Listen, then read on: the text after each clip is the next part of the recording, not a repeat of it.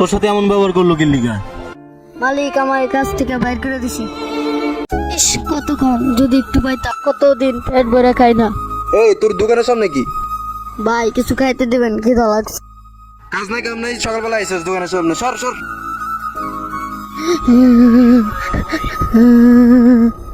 এই পিচ্ছি কান্দ কা কি হইছে?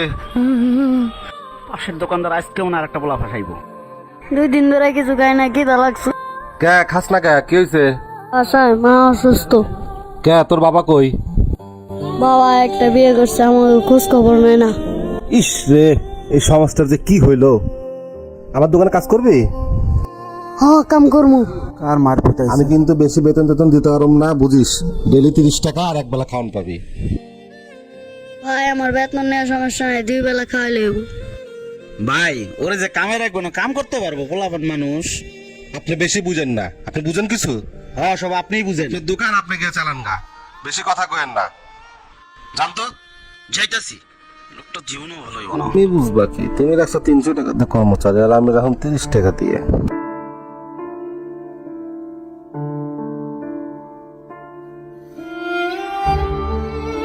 পাঁচটা প্লেট দিতে 5 ঘন্টা লাগে, কাজ তো আরো পরে আছে, এটা করা লাগবে না? তাড়াতাড়ি দেবো।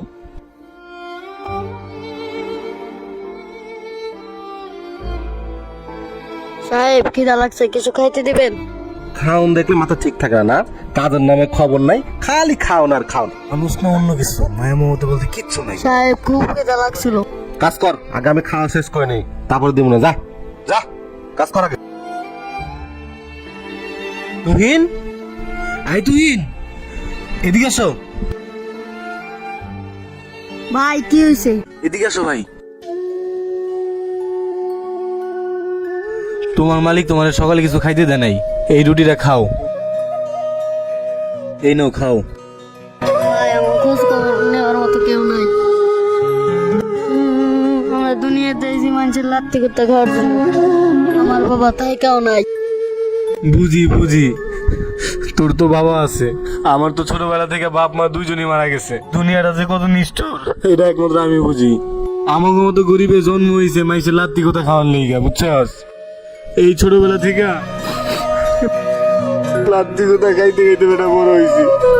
শোন ছোট, এই দুনিয়াতে 2টা দলই আছে, একটা দল শুধু গোল দেয় আর একটা দল শুধু গোল খায়, আর আমরা শুধু গোল খাওয়ারই দলে। এই ছোটবেলা থেকে গোল খাইতে খাইতে এই পর্যন্ত আজ জানি না আর বাকি জীবনে কত গোল খাইতে হবে।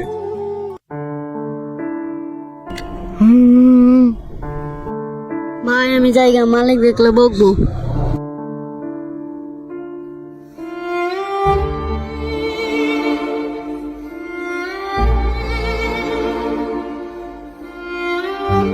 কিরে তুই কি খাস? এখন পিচ্ছি খাই কেমনে? চোরের বাচ্চা, তোরে একদিন কাজে রাখার সময় পাই না, আর তুই চুরি করে খাওয়া শিখে ফেলাইছস না? চোর একটা, এই জন্য তোর কাজে রাখুন না। ধর, এই বাইরা বাইরা, তোর কাজেই রাখুন না, বাইরা যা। ভাই ভাই ভাই, দাঁড়া দাঁড়া, কি হয়েছে রে ছোট? তোর সাথে এমন ব্যবহার করলো কি লিগা?